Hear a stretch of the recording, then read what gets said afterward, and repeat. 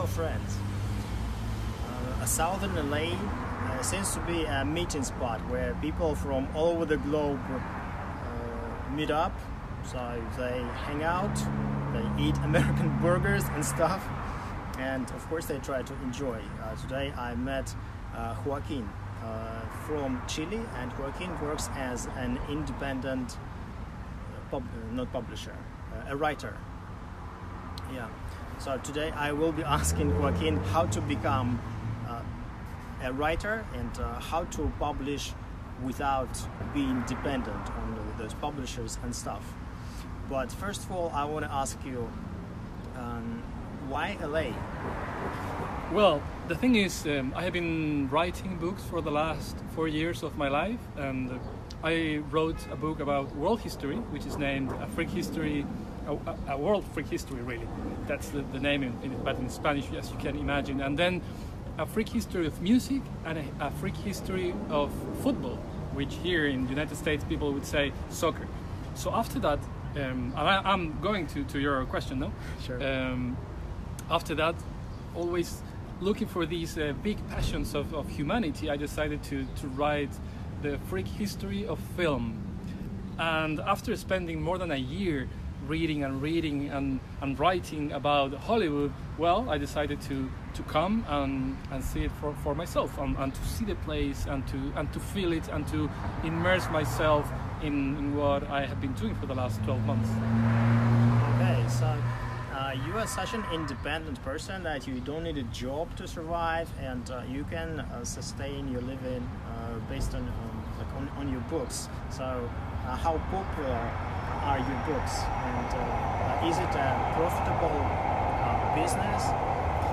So yeah, this is a very very hard life. I mean, very hard path for your life. But I have been lucky, and I have sold about 52,000 books so far, counting both digital and paperbacks, and that makes it easier. I mean, that makes it not easier, possible for a person like me to live. As you can imagine, it's not a life full of luxuries. And also, very important, I'm single, I don't have any children to support. So in that context, I can have a quiet and, in my opinion, meaningful and very enjoyable life, really, as a writer. So I have my own schedule, I work from whatever I want, whenever I want. So it's very, very pleasant. It's been the best decision of my life. Wow, that's great to hear. I'm completely amazed. And writing in Spanish, do you write in Spanish? Yes. Any other languages? Well, the first book is being translated into Portuguese, but not by me, not because really to translate a book and to make it sound well, to make it sound natural, that is something you really have to be a native on the language. Many people have asked me, so why you don't translate your books to English? And I answer, well, this English you're listening to, it's not enough to make it feel right. So you could convey the meaning, you could give the ideas, but it wouldn't sound beautiful. And for me, it's very important that the prose does sound beautiful. Yeah, I've started from the marketing perspective, as you noticed, from the business side, how the books are sold. And in Chile, do you only speak Spanish, or there are other languages? Well, we are really in the middle of an ocean of Spanish. Not only everybody speaks only Spanish, but we are surrounded by 3 countries that all of them also speak Spanish.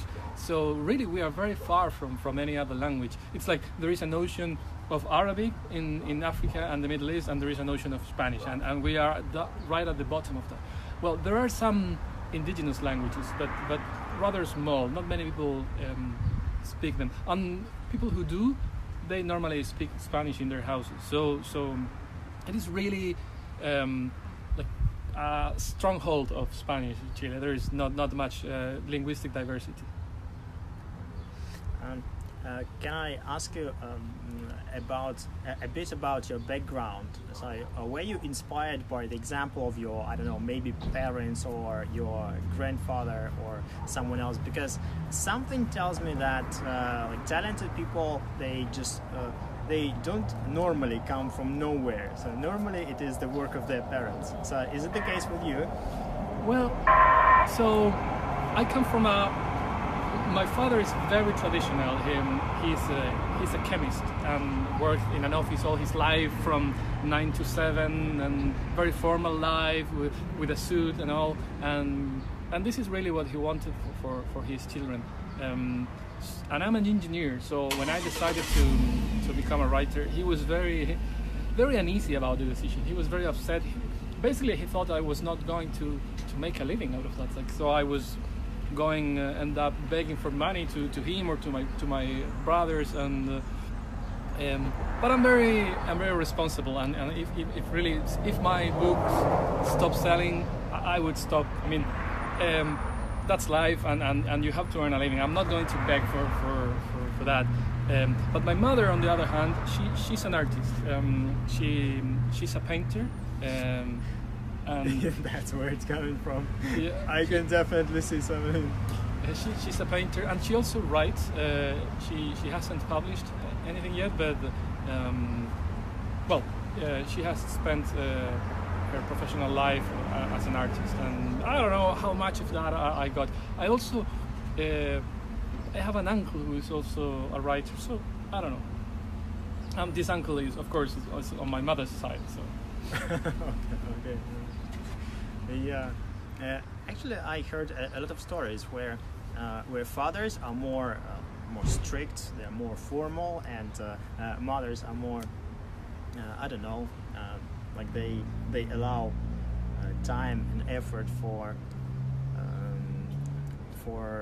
I don't know, doing yoga, doing some creative things. Yeah. Well, in the case of my parents were born in the late 40s, and at that time in the Chilean society, it was very clear that the male were the breadwinners, and so this is how my father still sees life. So a woman, I disagree with this idea, but for him, a woman can or cannot make money, but a man has to, because he has to support his family.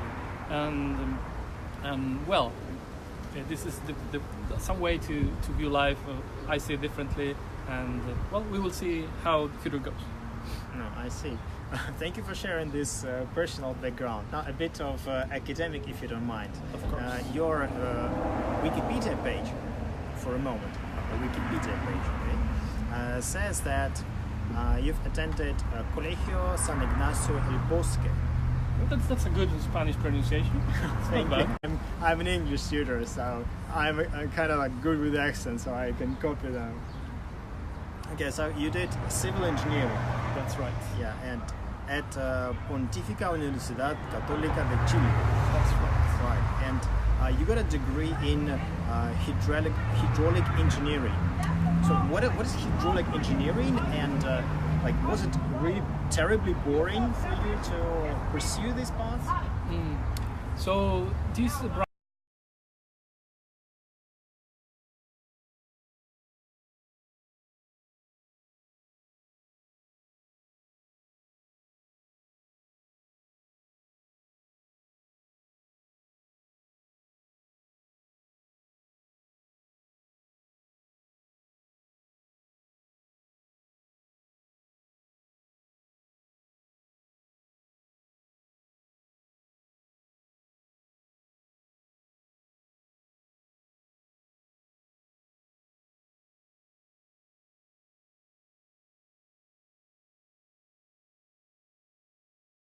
useless, because of course it is very, very useful if you do work on that, but I knew from the beginning that was not my path. So I spent so many years struggling with how beams bend and how concrete reacts to all sort of forces, and it was hard, and at the same time I didn't see any future, so it was not easy to wake up every morning to keep on studying. Yeah, but I'm very glad that I finished and that I didn't reprove any class, so I didn't have to do anything twice, which for me was very, very important. I see. So you were probably a topper in your group. No, I was not top of my group, but I didn't have to repeat any course. That was important. All right. And how different is the system of education from, for example, like American or British, and how much academic freedom it allows students? For example, can you say that some courses shaped you? Not probably they didn't shape you. They contributed to shaping yourself as a writer. Yeah. I would say I'm very fact-based and evidence-based and scientific in my perspectives. So I write these books about history and about freak history, and the freak history has to do with anecdotes and with strange, curious facts. And very often the best of those facts are false. And many writers would say, okay, it doesn't really matter, this is for fun, we are not sure whether this is true or not, but I'm going to write about this anyway. No, I'm very, very hardcore on that. It has to be true. There must be good proof that that really happened, and I think that's very clear. And also the way I deal with numbers and comparisons, and so let's say the first chapter of a freak world history, let's say, deals with from the Big Bang till the creation of the Earth. Not the creation, the construction, I don't know really how to say, of the Earth, and the formation of the Earth, yes.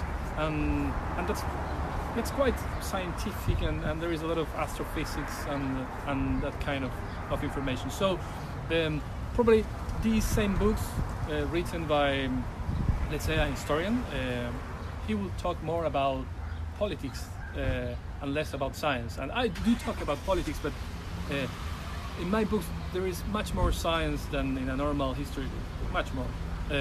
So in the book about world history, I talk a lot about Newton and about Leibniz and Einstein, and normally world history books are almost 100% political.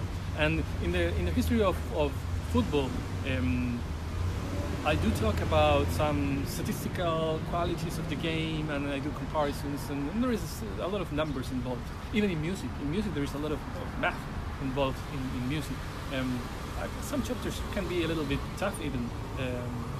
So there is a clear orientation in my work.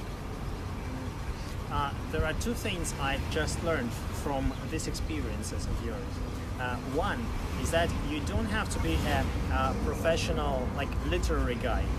I mean, you don't have to graduate from, you don't have to be a master of arts to write books.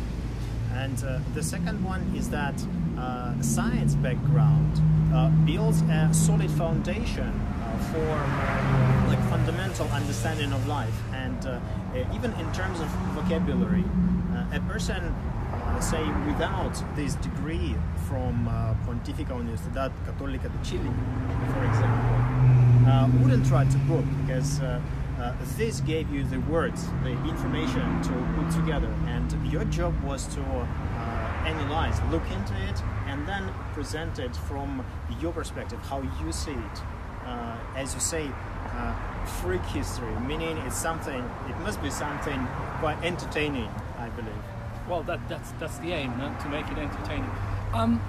I mostly agree with what you've just said, but you have to consider what would I have done in other situations. So, okay, I studied engineering for 6 years, but I could have done something else at that time. So if you compare studying engineering for 6 years with playing video games for 6 years, then there is a big difference, and I totally agree. But if instead of studying engineering I would have, I don't know, let's say managed a business, then I would have faced different sort of challenges. So you don't have to compare with nothing. You have to compare with something realistic, and it's not going to be zero. So my path could have been different, but not necessarily worse if I have done something different.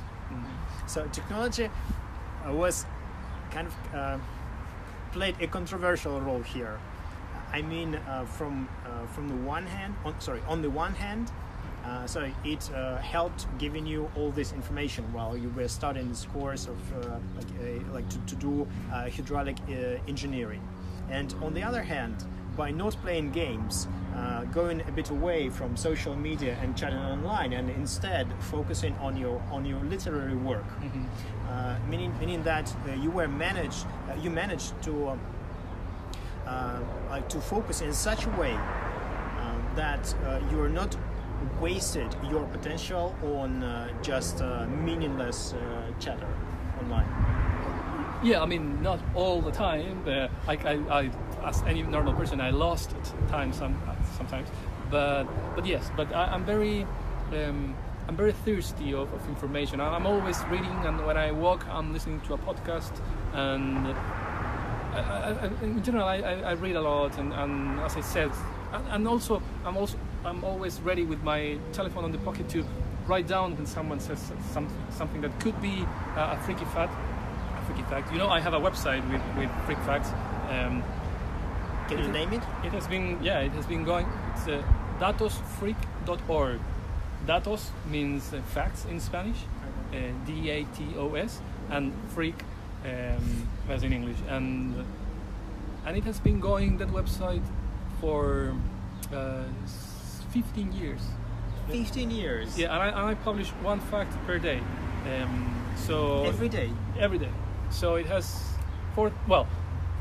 now it has 4,200 freak facts, and all of them had a proper reference, and that's a big difference with these normal sites. There are many sites of this kind, but this one, I think, is the only one that has a rigorous, proper. So I'm active all the time, looking for information, and I'm a sort of a.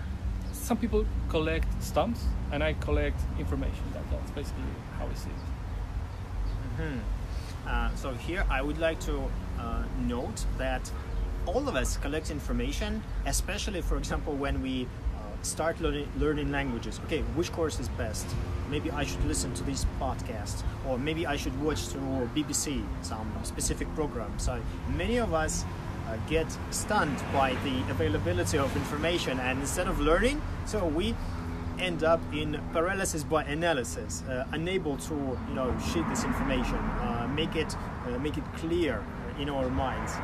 So I see that from what I can see, your engineering approach and artistic probably genes, if I may say so, we can say that, helped you shape this information into this freaky way of yours. Yeah, that's totally accurate. Yeah.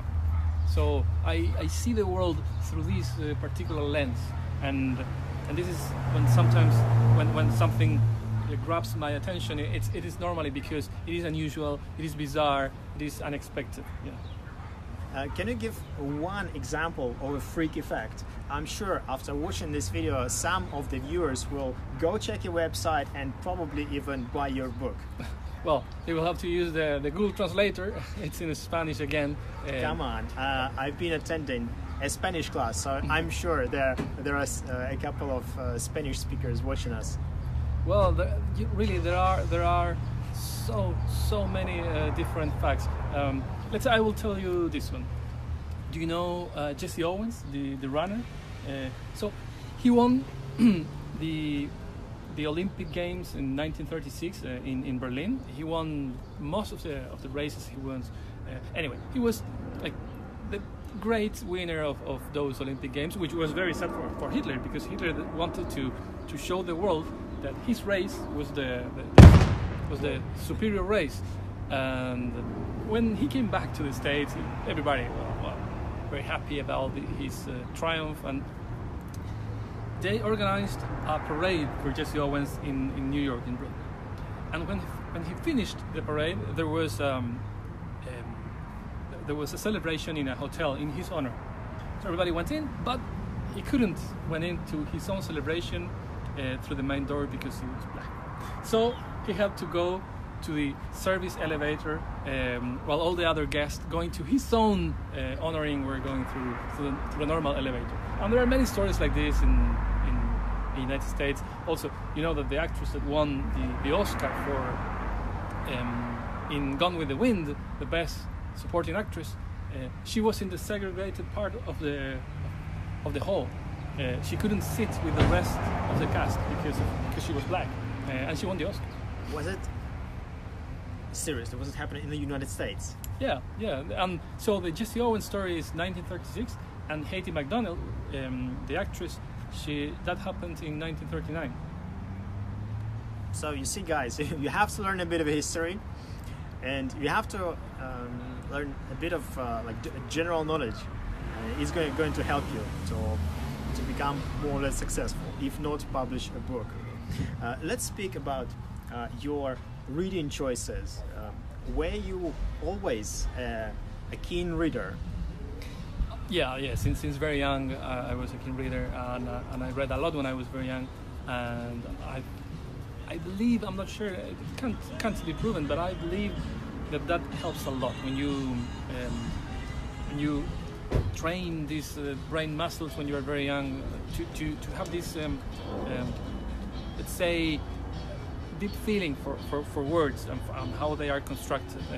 I can't show that speaking in English because I don't manage it that well, but that's the idea. And so when I was young, I read non-fiction as any kid. Let's say I read a lot of C.S. Lewis, the Narnia Chronicles, and Tolkien. I read Tolkien when I was very young, and other authors. And since I was about 20 years old, I began reading non-fiction, and I've been reading non-fiction since then. And I would say that my favorite author right now is a guy named Bill Bryson, who wrote many books, but in my opinion the best one is named A Short History of Nearly Everything. A very, very good book, and he has a similar a similar approach to me to these freaky facts, towards these freaky facts.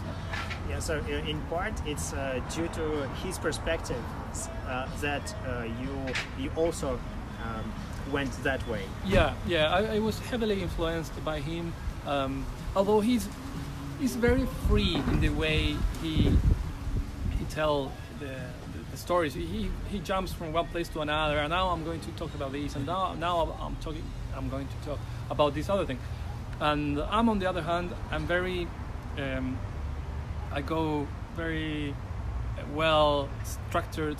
So let's say I want to tell the history of football, and I decide what's most important, and I tell the story even though there are no freaky facts involved.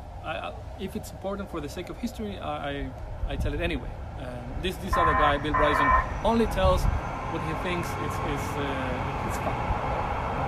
I see. So one author can write freak history of football and then switch to movies. Well, how many years does it take you to collect all these freaky facts and analyze them in such a way? Because for me, it sounds like an eternity. Well, as I said, the website has been running for 15 years, so it's 15 years collecting these facts, and each book takes about a year, which is, I mean, it's quite a bit of time. You have time to read a lot about the subject, and I choose two kind of books.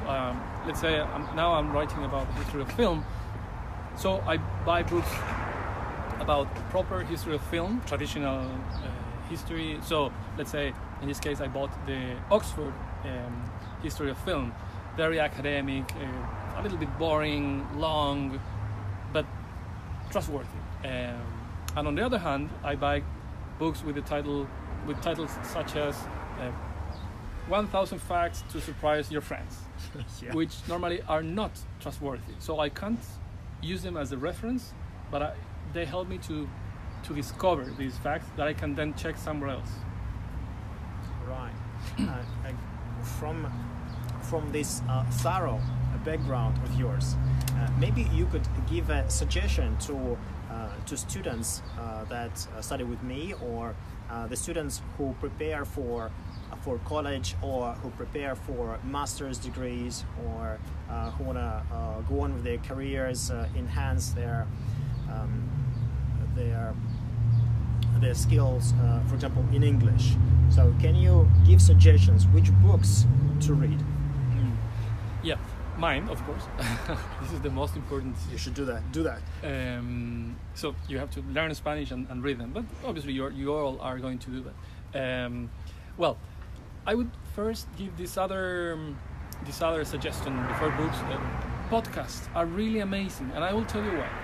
Because when you read, you are reading, and there is nothing else you can do at the same time. This is your time that you decided to spend reading, which sometimes, of course, is the best decision you can do. But podcast doesn't compete with your time. You can listen to a podcast when you wash the dishes, when you walk to the supermarket, when you run, and you say, well, perhaps you like music, and I love music, but I can listen to music so many other times. When I work, I listen to music. I can't listen to a podcast while I work.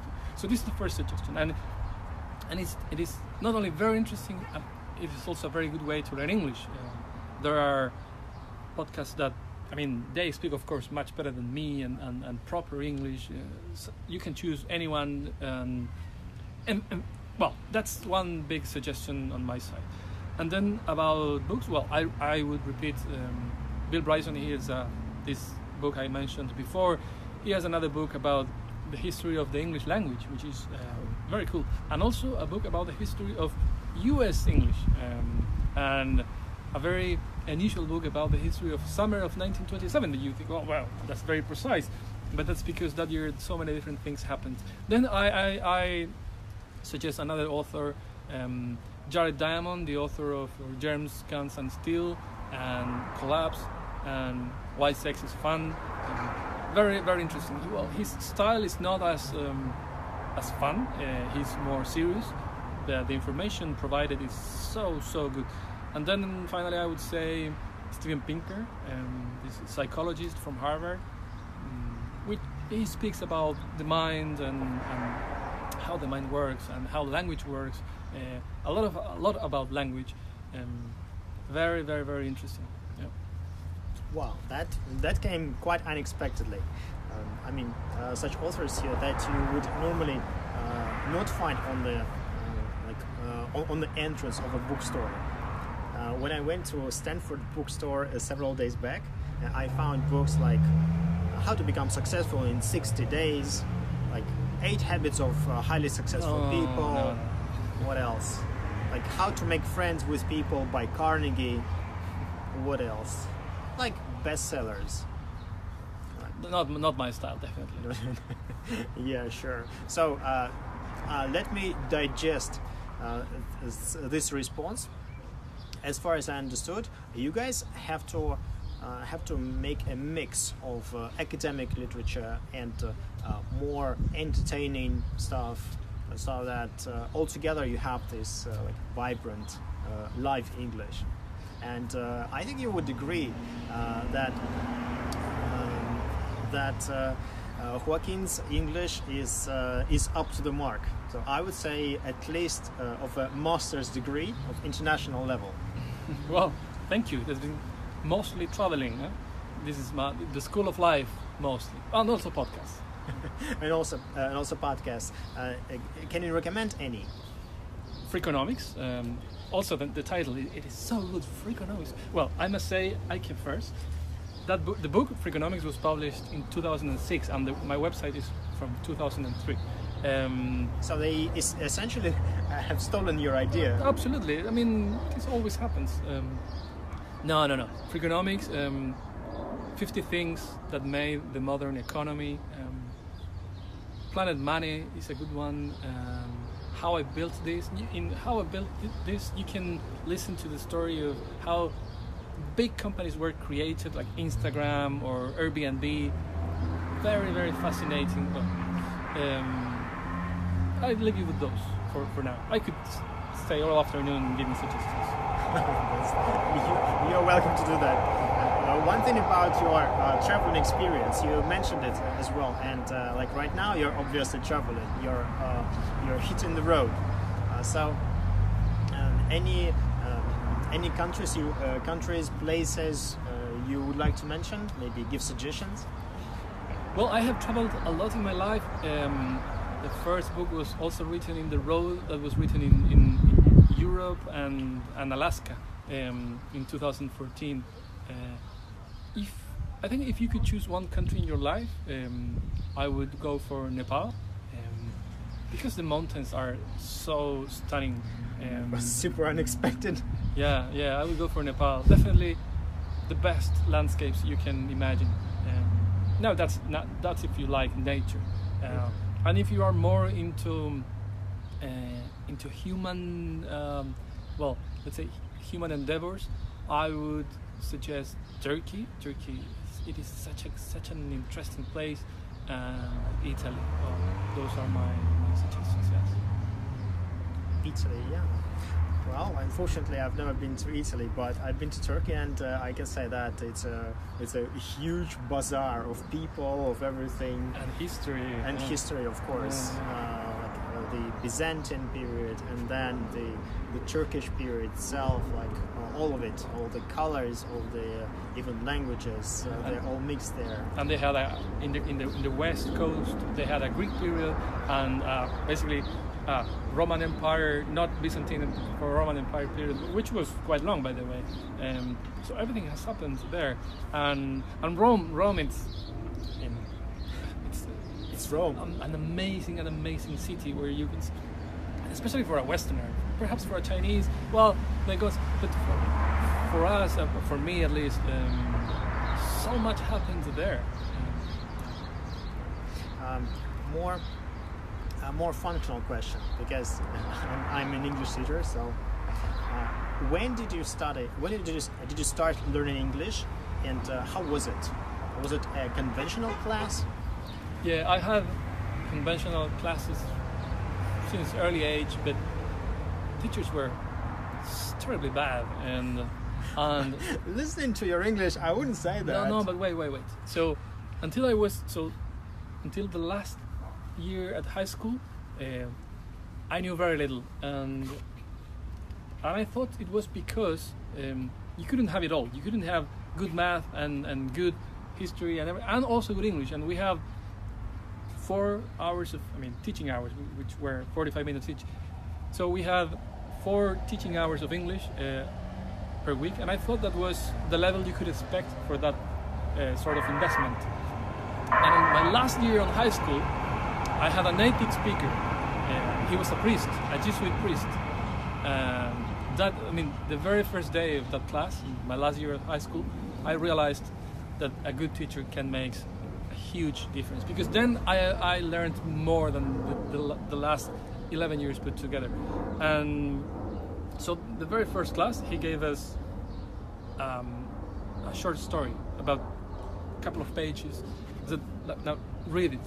Well, I can't really read these. I can jump from word to word, but I can't read English. And no, read it. And at the end of the year, we have read a couple of books, and I was so amazed about myself that I could do that. And then I did something very, very unusual, but very useful. And I would recommend it. I took the dictionary, and I selected the most important words I didn't know. So I made a list of about 500 words, and I memorized them. And I found that so useful that I did it again. I did it twice.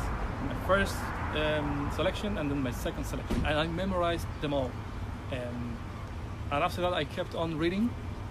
And then when I began to travel, then I let my tongue get loose, and then I started talking. I believe when you travel, so you don't have other options, because you have to negotiate with people. You have to make them understand you. So what you want, and otherwise you have to be happy with what you get. Yeah, precisely. Yeah, right. But still, I'm amazed how a schoolboy can arrange his time and do his research to write down words from the dictionary. Have you ever done it? As for me, I couldn't get myself into sitting in front of the dictionary for more than maybe 15 minutes, and then I would skip to pictures, and then probably to something more entertaining. That's why in my childhood, I'm going to share a bit of my experience. We had these two books of Greek and probably Roman mythology, and there were funny pictures there, and because of the pictures there were 2 volumes of this Greek mythology. I learned some of it, and later on during my history classes at high school and during my university years, it was easy for me because it was not new. Right. I must say, if I really recommend it if your level is not very good. I really recommend it, and even if your level is good, I think words, vocabulary, it is so important. But choose a very small dictionary. Don't go for the big ones, because then, in a very, very small dictionary, which of course it's going to be very incomplete, of course. But even in that case, you will have, much more words than you can.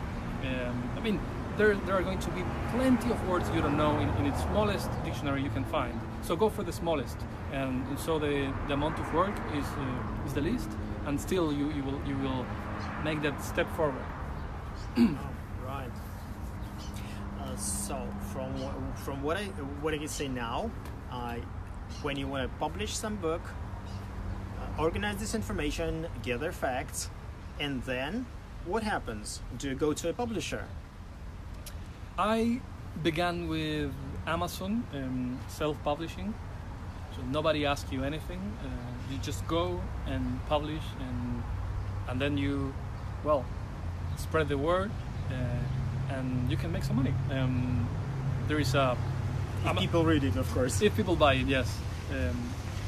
It worked for me. I spread the word as much as I could through my family, friends, and fools, of course. But really all around on the internet, so it worked. And after about a year on Amazon, I got a contract with a Spanish company, Planeta, and I began publishing with them on paperback. Right. They saw the reviews on Amazon. The reviews were good, and the rest is history. It's freak history. Right. Now you're working on freak history of Hollywood, right? Of film. Of film. Not everything happens in Hollywood. A lot, but not everything. Okay. I've heard this name Almodovar. I'm not sure because I think I watched 1 or 2 movies by Almodovar, and I didn't actually get probably the idea, the underlying cause. I like a lot Almodovar. He's Spanish. Okay. From Spain, yeah. So it's one of the reasons, yeah. Yo, let me tell you a little freaky fact about, not precisely Almodovar, but related. So, he normally works with Antonio Banderas. He's also from Spain. And first time he got a contract in a Hollywood movie, he didn't speak English. So that was 1992. So what he did was he memorized the words, the sound of the words. So he spoke phonetically during that first movie. The same happened with Bela Lugosi, the first Dracula of the 1930s.